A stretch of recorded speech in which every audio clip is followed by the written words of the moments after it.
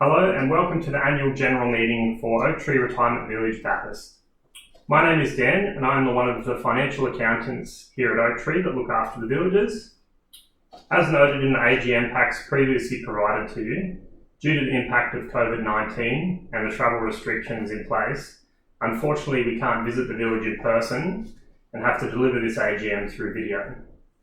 The format of the recording will be the same as the one delivered in person, and we'll be following the agenda that was outlined in the notice of meeting previously delivered to you. Prior to working through this agenda, I'll go over the annual meeting guidance, which is Annexure 1, and provide a refresher of the different types of funds for the village. So firstly, I'll start with the village account. So this account is funded by the residents through your recurrent charges, and will cover all the village expenses such as wages, rates, water, electricity, insurance, your gardening, community centre amenities, etc. This is guided by a quantity surveyor report, which provides guidance over a 10-year period. They will attend a site visit every 3 years, and then they will do an alternate update in the following 2 years. Next, we have the Capital Works Fund. So residents fund this through their recurrent charge as well. And this covers all village preventative maintenance and ad hoc maintenance, excluding any of your day-to-day maintenance that's done. And it works essentially like a sinking fund for a normal body corporate to fund any current and future village maintenance.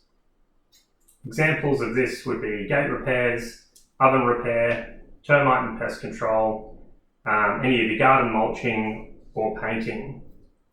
And then lastly, we have capital replacements, and just to note there that Oak Tree fund the replacement of all capital items in the village as per the legislation. So now I'll work through the agenda, just starting with agenda point 1, which will be an explanation of any material variances between expenditure for the 2021 financial year to what had been in the approved annual budget.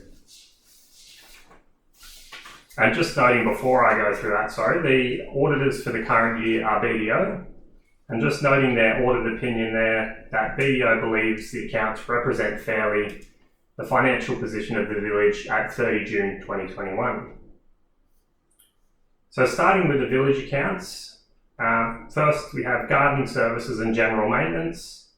Now this line has come in under budget by $8,384. And this is driven through the following items. The allocation of wages means that a portion of the groundsman wages are sitting in management services. Finance will allocate the groundsman wages based on the work performed to accurately reflect the cost to other expense lines. So a provision was made in the budget for a relief contractor. However, this did not eventuate, and the lack of spend here has helped to mitigate the increase in hours of the groundsman. Moving down to electricity. So electricity for the year came in under budget by $21,051, and this was driven through the meters to cash payments of approximately $25,000, so that's credits against your electricity there. And this represents the electricity used in individual villas by the residents. Moving down to insurance, so this is for your public and property liability insurance. And just noting there, the spend for the year came in $8,021 over budget. Just to note, this is a cost Oak Tree can't control. So each year at renewal time, Oak Tree will go to the market and obtain multiple quotes from underwriters. And that's just to try and get the most competitively priced insurance while still providing the same level of cover that the village needs. So that one, apologies. So moving down to occupancy costs. So this includes your council charges, including water, your rates and the like. So occupancy costs are $4,159 under budget. And this was just due to lower costs for water consumption, as well as the sewage discharge costs there. So moving through there, I'll move to the CWF expenditure, which is on the next page. So starting with external cleaning of the villas, noting there the expense incurred here is $3,219 over budget. And this was due to the annual clean of the villas and included a washdown of all 53 villas as well as a gutter clean there. Moving down to gate repairs.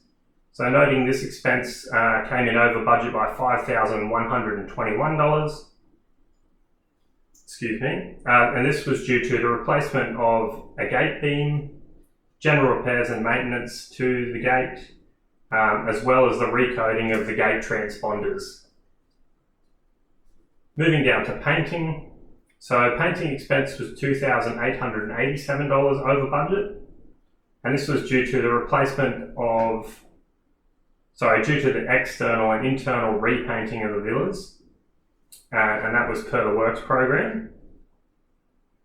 Moving down to pest control for termites. So noting here the expense incurred was $3,961 over budget. And this was due to the annual termite inspection of all villas in the village. And the expense is higher just due to the rate that was charged for the works done. It came in above what we thought would cost in the budget there. And then finally, just noting the bank account.